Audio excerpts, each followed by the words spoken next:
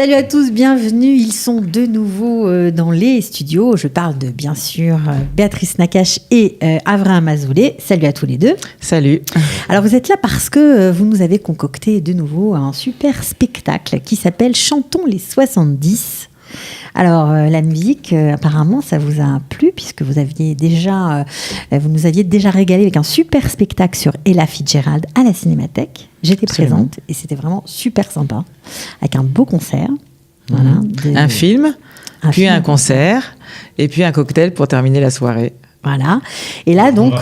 cocktail, alors, on t'entend pas bien, Abraham, vas-y. Ah bon, je me rappelle du cocktail, il était très bon, c'est ce que j'ai dit. Ouais.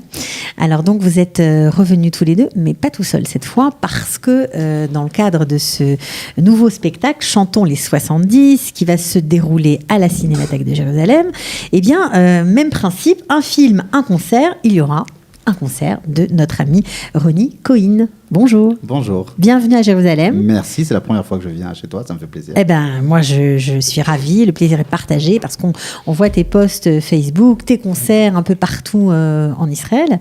Tu es fan de chansons françaises. Qui ne l'est pas? Mais non, mais toi, tu chantes la chanson française. Moi, je chante, ouais. Voilà, et donc, ce sera une première pour toi de te produire à Jérusalem, à la Cinémathèque de Jérusalem. Pourquoi tu as accepté ? J'ai accepté parce que d'abord, le projet me plaisait.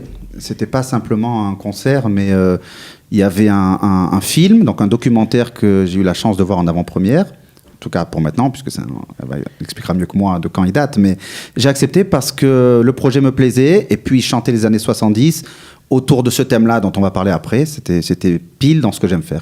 Alors, un film réalisé par ton papa, je crois. Béatrice. Oui, c'est un film réalisé par André Halimi en 1978.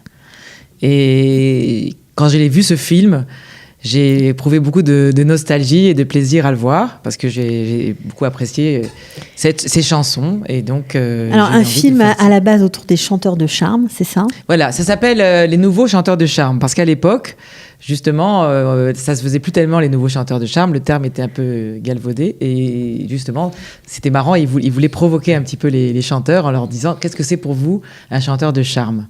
Donc, c'est un chanteur qui s'adresse souvent aux femmes, c'est un chanteur qui chante des chansons d'amour. Et donc, il y a toutes les interviews de cette émission tournent autour de ce thème. Alors, toi aussi, tu as été séduit, Avraham, par ce thème-là, les chanteurs de charme ? Ah oui, j'aime beaucoup la musique. Et avec Béatrice, on a quand même entrepris la dernière fois la pièce de théâtre, puisqu'on a coproduit, on a travaillé ensemble. On a fait La Fitzgerald aussi. Et là, voilà, elle est lancée. Et apparemment, c'est le prochain événement. Et je pense qu'il y en a d'autres qui vont suivre. Non, elle est un peu hyperactive en ce moment. Il y a plein de choses qui vont suivre. Alors, qu'est-ce qu'on va voir dans ce documentaire et qu'est-ce qu'il a de particulier ?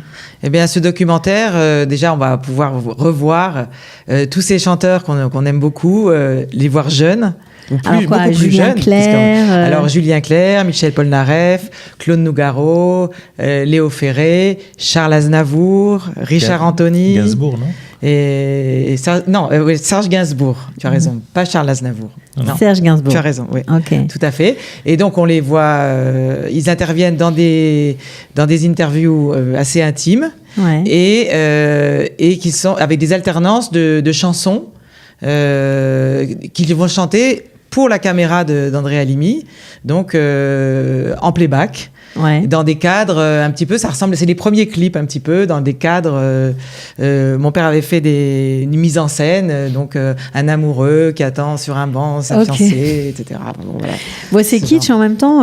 C'est kitsch, mais c'est très sympa et ça parle et ça nous rappelle, puisque à cette époque-là, il y en a qui n'étaient pas nés, mais il y en a qui étaient nés et qui ont vécu ça pleinement. Alors, c'est assez intéressant parce qu'il y a une recrudescence de l'affection qu'ont les Israéliens pour la musique française, les chansons françaises. Est-ce que dans vos différentes activités, vous le ressentez ? Et je pense à toi notamment, Ronnie, qui fait des spectacles de chansons françaises un peu partout dans les villes d'Israël.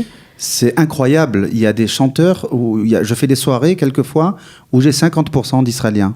Là, à Tel Aviv, je fais des spéciales Aznavour, par exemple. Donc, c'était que lui. Ouais. J'ai 50% d'Israéliens. Non seulement ils viennent écouter, alors on sait qu'Aznavour a été traduit en hébreu, mais ils veulent l'entendre en français. C'est ça qui est intéressant. C'est que c'est la musicalité des textes.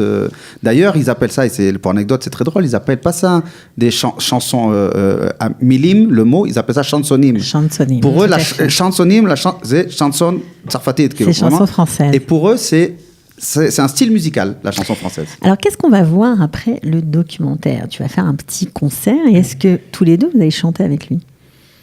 Ça, on ne sait pas, si on est en forme. Oui, mais Abraham. Si ma mère me donne une cuillère de miel, je peux chanter. Et Ronnie sera accompagné de Benjamin Pétrovert, déjà. Bah ouais, qu'on salue, Benjamin. Qu'on embrasse, qui est mon pianiste, enfin, qui est le pianiste de cette soirée, extrêmement talentueux, qui va m'accompagner sur scène. Il a des talents cachés, ce garçon. Il paraît. C'est ce qui se dit. Ok, donc vous allez jouer ensemble, tous les deux. Vous avez beaucoup répété? On a beaucoup répété, évidemment, comme tout spectacle. Avec des arrangements particuliers? Avec des arrangements particuliers, puisque c'est une soirée qu'on veut aussi intimiste pour que les gens chantent avec nous, pour que les gens soient avec nous. Donc on ne va pas arriver avec une énorme orchestration pour en mettre plein la vue. On veut faire de l'acoustique, ce qu'on appelle en musique de l'acoustique. Un piano, une guitare, des voix pures et du public et une chaleur humaine. Voilà, c'est ça qu'on veut faire. Bon, alors vous avez fait aussi venir, vous, les producteurs, un artiste qui a fait son alia, un artiste très connu qui a cartonné en France. Voilà, c'est notre cher Guy Mardel. Ouais. Voilà. Alors, pourquoi avoir pensé à lui? Écoutez, j'ai pensé à lui déjà dès le départ parce que bon, il fait partie aussi il a vécu aussi cette génération. Et puis, comme il a certains projets de concerts en Israël, donc il va participer, il va venir, il va chanter 2 chansons et peut-être plus. Enfin, on va voir. En tout cas, il va participer au concert parce que voilà, il était évident pour moi de le faire participer. Bon, alors Avraham, je pense que vous avez dû aussi peut-être aider à le convaincre parce qu'il se produit pas beaucoup, Guy. On est copains avec Guy, ouais. Et non, j'avoue que c'est Béatrice qui l'a convaincu, mais il avait envie de venir.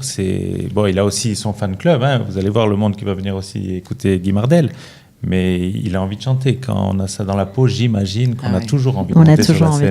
Bon, alors comment on fait pour réserver? Parce que c'est bien d'en parler, mais il faut venir. C'est un peu compliqué, il faut lever un téléphone et faire un numéro. Non, mais on sait que le public de Jérusalem réserve toujours au dernier moment. Ouais. Alors là, c'est un peu énervant pour les producteurs. Je vais te surprendre, Cathy, mais on est à 1 mois et ça n'arrête pas de sonner. Et c'est pas de la blague. Tant mieux. C'est assez impressionnant. Oui. Apparemment, il y a de la nostalgie dans l'air. Hein. Oui. Les gens ont envie de chanter. Mais je voulais dire à Ronnie aussi qu'il ne soit pas impressionné parce qu'à Jérusalem, les femmes viennent devant et elles dansent. Hein. Ne sois pas impressionné. Surtout celles qui ont le foulard. Tu en parleras à qui de droit? Alors, comment on fait pour réserver? Là, faut appeler au numéro suivant, le 02 678 87 20. Alors, Avraham, je crois que tu as pensé à tout parce que tu as prévu même un standard en français. Ah oui, il y a en français, en hébreu, puisqu'il y a beaucoup d'Israéliens aussi qui viennent, donc on sait parler toutes les langues. Ok, génial. Donc, alors, ce qu'il faut savoir aussi, c'est que ça ne s'adresse pas uniquement à un public de gens qui ont vécu cette période. Bien sûr. Mais tous les jeunes, j'ai questionné mes enfants, et tous les jeunes connaissent toutes les chansons qui vont être chantées ce soir. En même temps, Gainsbourg, même Julien Clerc, Gilbert Montagnier. Mais il y a des gens qui sont toujours... Sous le soleil de tropique. Oui, c'est très bien, parce que je vois qu'elle a envie de chanter, donc on va essayer d'avoir peut-être une petite démonstration, puisqu'on a la chance de t'avoir avec nous. Tu nous prends ta guitare? Allez, on y va. Allez, et nous, on peut chanter aussi? Nous, on chante, allez, on se lâche, on chante. J'ai pas le miel. On va chanter quoi d'abord? On peut chanter, on peut joindre, j'allais dire, l'utile à l'agréable et profiter de faire une chanson d'Aznavour qui va être, c'est la seule que je dévoile, donc qui va être dans ce spectacle-là. Ça nous permet de faire les années 70, rendre un petit hommage à Charles Aznavour. Et comme on est dans une humeur festive, on va faire une chanson d'Aznavour, voilà, une petite valse qui et puis je crois que après ce spectacle-là des années 70, je crois qu'au mois de décembre, vous allez faire une spéciale Aznavour. Absolument, on a prévu le 19 décembre une spéciale Aznavour au théâtre Léo Modèle. Okay. Et là, ce sera plus... Donc sous le théâtre Gérard Bérard à Jérusalem. Okay. Ce ne sera plus à la suite d'un film. Là, ce sera vraiment un concert total. Concert. Voilà. Ce sera aussi... Ce sera aussi Ronnie. On peut plus s'en passer. Je crois que tu vas chanter une très belle chanson d'Aznavour. Pour la petite anecdote, j'ai une minute, 30 secondes pour raconter l'anecdote. Quand il y a eu l'hommage aux Invalides d'Aznavour, vous savez qu'en France, il y a un protocole où il y a des chansons qu'on a le droit de passer et des chansons qu'on n'a pas le droit de passer. Et quand son cercueil est sorti des Invalides, la chorale a joué cette chanson, et c'était la première fois pour un hommage national aux Invalides qu'on ne faisait pas la marche funèbre, qui est normalement là. Et c'était la première fois que dans ce cadre-là, on osait sortir du protocole et chanter cette chanson. C'est vrai, j'ai entendu. Emmenez-moi au bout de la terre. Voilà, mais là, tu nous as tout dévoilé. Je sais pas, on va voir. J'ai rien dit, tu remarqueras. En tout cas, rendez-vous Chantons les 70, voilà, le 11 novembre. Les 70s, ok, en anglais. À 19h30, le 11 novembre, à la Cinémathèque de Jérusalem. Je redonne le numéro de téléphone 02 678 87 20 pour réserver. C'est pas très cher, ça coûte 90 shekels. Il y a même un cocktail pour tout le monde. C'est pas un cocktail VIP. Non. Tout le monde est VIP. Bien. C'est sympa, dans les soirées. C'est bien, j'aime bien. Donc, tout le monde pourra... Et donc, c'est une soirée, c'est un mélange nostalgie et gaieté. Gaieté et surtout un super documentaire. Moi, j'adore ce genre de film. On remonte le temps. Voilà. Bon, alors, pour l'instant, on est dans le présent. On écoute Ronnie Cohen.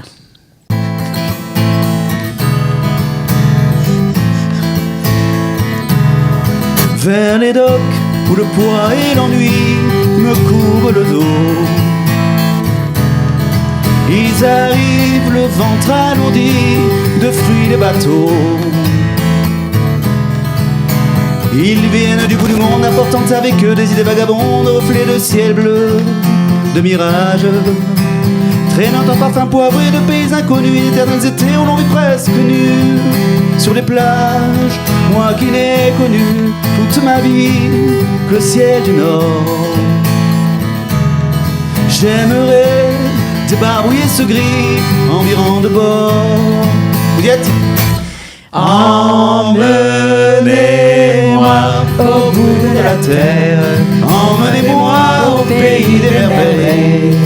Il me semble que la misère serait moins pénible au soleil. Emmenez-moi au bout de la terre. Vous êtes sage, hein? Emmenez-moi au pays des merveilles.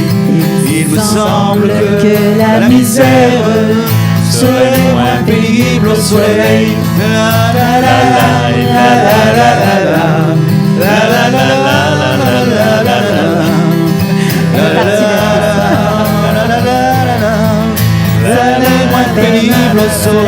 Mais bravo, Ronnie. Bravo. Merci. Bon, là, c'est un tout petit extrait. Et de nous, ce qui tu nous dis pas bravo? Mais vous êtes des pros. Il a l'habitude. Le théâtre, vous aussi, ça y est, là, vous êtes des pros tous les deux. Bon, en tout cas, juste un petit mot, parce qu'on n'a pas tellement parlé de ton parcours, mais tu ne t'es pas inventé dans la musique. Tu as même fait l'école Rimon, la fameuse école de musique en Israël. École de jazz, ouais. Voilà. Et puis ensuite, pendant 10 ans, tu es retourné en France, où tu as écumé les bars, on va dire. Voilà, on va dire ça comme ça. Le Duc des Lombards. Tu as joué un peu partout. Un peu partout. Le Réservoir, les Lombards, les Halles, enfin, et tu as tout ce qu'on connaît. Musicien, tu as accompagné beaucoup de gens. Voilà. Exactement. Donc, en gros, ne ratez pas, vous allez adorer, vous allez vous régaler le 11 novembre à la Cinémathèque à 19h30. Merci à tous les trois. Merci de ton invitation. Obligé de vous voir sur scène chanter. Ouais. Un duo spécial. Donc, tu étais là, Ella Fitzgerald, et j'espère que tu seras là.